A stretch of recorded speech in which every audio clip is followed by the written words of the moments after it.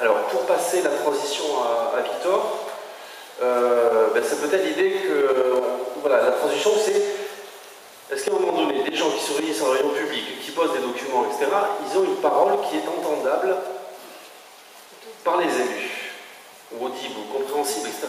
Parce que on est toujours un peu des citoyens, on est toujours un peu des amateurs. Vous savez, on entend toujours qu'on est des amateurs. Et que vaut la parole des amateurs? Oui, donc je commencerai d'abord par rapport à ça, par faire un rapide rappel de Bâche-Forêt. Parce que Bâche-Forêt, lorsque ça a démarré, on nous a vendu cette usine comme le dernier cri, comme la 7e merveille du monde, visitée par les Tchèques, les Japonais, etc. Sauf que le tri, et en particulier le tri des compostages, n'a jamais bien fonctionné. Le compost de cette usine n'a jamais été de bonne qualité. Soit il était rempli de verre ou de morceaux de plastique, et jamais il n'a pu atteindre les bonnes qualités. Quand je dis verre, plastique, c'est pour que vous puissiez imaginer qu'il peut aussi y avoir des piles et des choses comme ça dans ce compost.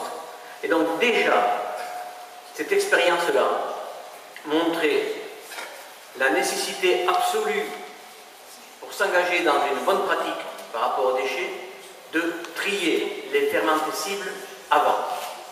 Donc on n'était pas pris au dépourvu. À cette époque-là, pour l'usine de Bâche-Forêt, un autre défaut de naissance, c'est qu'il y a eu une absence totale de station d'épuration. Et l'usine a fermé, la station d'épuration n'existait toujours pas.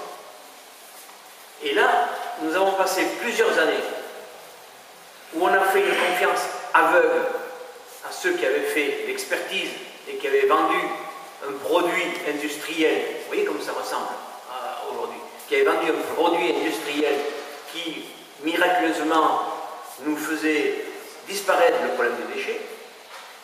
Toutes ces années-là, il y a eu en face de ça, là, la réaction citoyenne.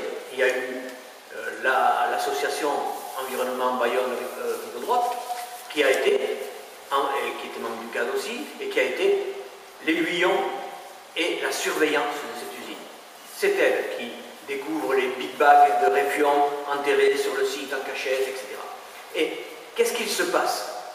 C'est que nos élus de l'époque, ils font une confiance absolue à l'expert, au technicien qui leur annonce une usine qui va marcher nickel. Et ça finit comment? Et bien ça finit, moi je me souviens d'une assemblée générale de la dite association, où M. Grenet vient nous expliquer que désormais ce n'est plus la merveille du monde, mais que c'est devenu l'usine de la honte. Et M. Grenet, à ce moment-là, détourne les coups en disant « nous étions otages des technocrates ». Voilà. En gros, la trajectoire de Bâche-Forêt, le président de l'association est là, il pourra donner des présidents tout à l'heure, mais ce qui veut dire que nous avons déjà vécu ces contradictions importantes, ces graves défauts de minimiser le problème de compost qu'on n'a jamais pu caser quelque part, qu'on a envoyé à Pouillon ils ont dit mais c'est dégueulasse, vous l'embarquez, etc. Voilà, donc un problème important avec les produits fermentescibles d'une poubelle noire non triée. On le savait, aujourd'hui on va se trouver devant le même problème.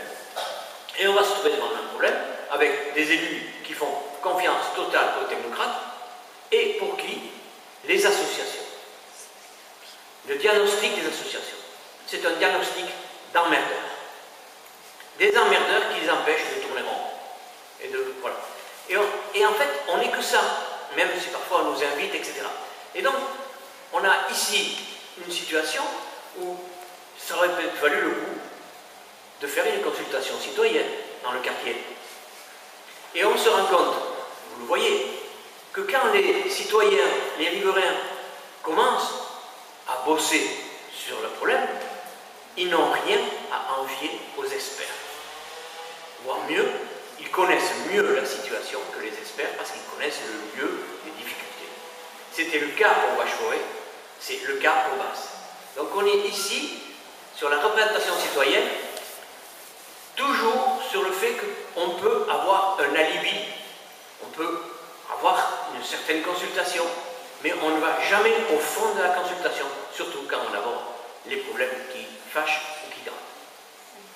Donc ici, ça c'est la première chose qu'on voulait dire. La deuxième chose qu'on voulait dire, c'est que quand Vache-Forêt a fermé, on s'est dirigé vers quoi? On s'est dirigé toujours avec le même schéma. Il nous faut une usine géante. Et à l'époque, il nous faut un nouvel incinérateur géant, même si Vache-Forêt a produit de la dioxine et qu'on le sait. Il nous faut un incinérateur géant. Et pour payer l'incinérateur géant, et pour payer une solution industrielle gigantesque, il faut beaucoup d'argent. Et alors, à ce moment-là, on fait un syndicat de plus de 200 communes, avec un territoire énorme. Et c'est la première critique que nous avons faite. La première critique, c'est évidemment, il faut enlever les fermentescibles d'abord. Mais la seconde critique que nous avons faite, c'est celle-là. C'est que quand on fait une solution, entre guillemets, gigantesque, eh bien, l'échelle est importante. Et l'échelle, elle est aussi importante pour les défauts. Si bien que quand on a un compost de mauvaise qualité, ce n'est pas quelques tonnes de compost de mauvaise qualité, c'est des dizaines de milliers de tonnes de compost de mauvaise qualité. Et donc, tout petit problème, parce qu'il peut y avoir des problèmes, tout petit problème prend une envergure colossale. Voilà pourquoi nous pensons, nous, qu'il faut trouver un équilibre. Évidemment, dire que chaque village se démerde avec ses déchets, c'est une mauvaise solution. Ça veut dire que les déchets, ils sont dans le ravin ou dans un talweg. Mais entre les deux, entre les 200 communes et le village, il y a plusieurs cantons, une communauté de communes. Voilà, il peut y avoir des solutions à une échelle plus humaine, avec la possibilité, d'abord, d'une meilleure acceptation des gens, parce que les gens, ce qu'ils mettent là, ce qu'il va y avoir dans leur territoire, c'est leurs déchets. Et donc, une meilleure acceptation et un meilleur intéressement, une plus grande curiosité. Mais aussi, de meilleures rectifications s'il y a des problèmes. Et aussi, beaucoup moins de transport. Donc, là aussi, on est parti vers la mauvaise solution. C'est d'ailleurs la brochure du cadre de l'époque, on disait en route pour les mauvais choix. La deuxième chose qu'on dira sur cette usine, c'est ce que tu soulignais tout à l'heure, c'est que quand on a signé un contrat avec une grosse boîte industrielle où on lui assure tant de millions, tant de milliers de tonnes par an, mais après il faut le tenir. Et si on en a moins, il va falloir sortir le chéquier. Donc qu'est-ce qui se passe? Parce que à Bill et à Garby, il y a des gens qui ont des scrupules comme nous. Donc quand on voit qu'à Bill et à Garby, dans certaines communes, on développe le composteur de jardin, on trouve ça positif, parce que ça enlève des déchets organiques et des déchets fermentescibles dans la poubelle noire. Quand Bill et à Garby organise une recyclerie où toute une série d'objets vont être recyclés, on trouve ça positif.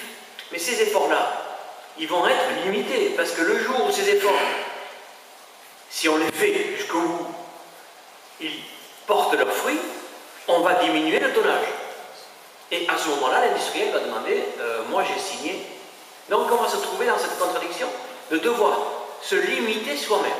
D'ailleurs, l'objectif, si j'ai bien compris, c'est que les efforts faits pour enlever dans le compostage, etc., c'est pour couvrir l'augmentation de la population et maintenir un taux stable pour Urbacer.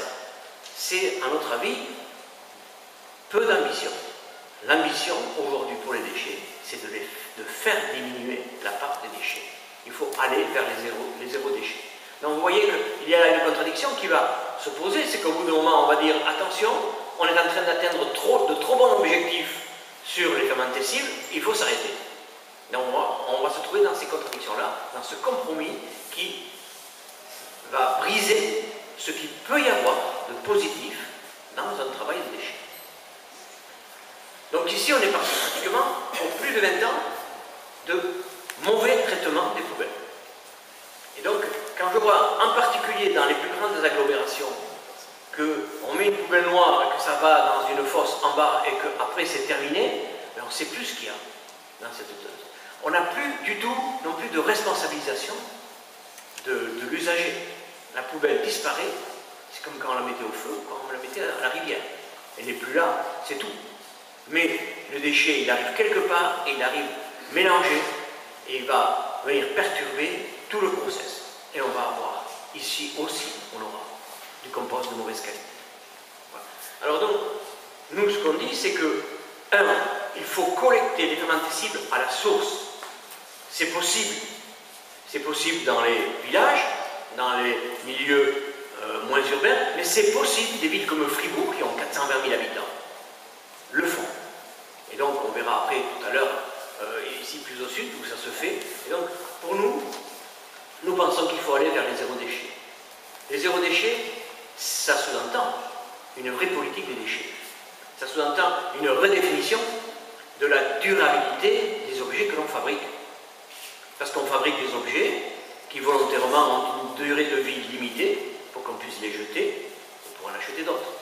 Et que aujourd'hui, nous sommes dans une société où il va falloir devenir plus sobre et qu'il va falloir revenir à des objets solides qui durent longtemps, qui soient moins jetables.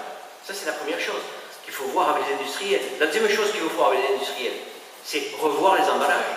Un emballage, 2 emballages, d'un film plastique par-dessus, etc. Tout ça, il faut aussi le revoir. La troisième chose qu'il faut, c'est évidemment travailler pour que l'industriel enlève dans le processus de fabrication les éléments toxiques qui ne sont pas, qu'on ne peut pas supprimer au niveau des déchets.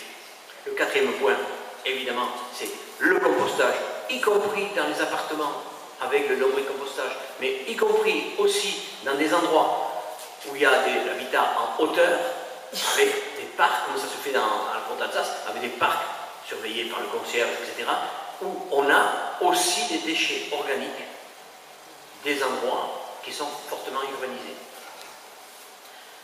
Ce que l'on veut aussi, c'est que les objets soient prévus pour une réutilisation, que les objets soient prévus pour une réparation, et que les objets soient prévus pour être recyclés. Et enfin, nous pensons que la solution qui vise à ce qu'il y ait un ramassage individuel, y compris avec une facturation individuelle à la pesée embarquée, est une bonne chose, dans la mesure où il y a aussi une politique de tri à la source, y compris dans les endroits urbanisés. Parce que sinon, on aura dans les villages, dans celui qui a un jardin, la possibilité de payer moins parce qu'il peut faire des compostages, et celui qui est dans un immeuble qui va payer plus parce qu'il ne peut pas faire le compostage et que sa poubelle va peser plus. Donc, il faut qu'il y ait une politique qui offre à celui qui habite dans un endroit, dans un immeuble, la possibilité de trier le fermentescible, comme dans les endroits où ceux qui ont un jardin. Et là, il faut se diriger à ce moment-là, sur la pesée embarquée de chacun. Et chacun paye en fonction du poids. Et on aura à ce moment-là une baisse considérable des déchets à traiter. Voilà. Là, je fais plus court.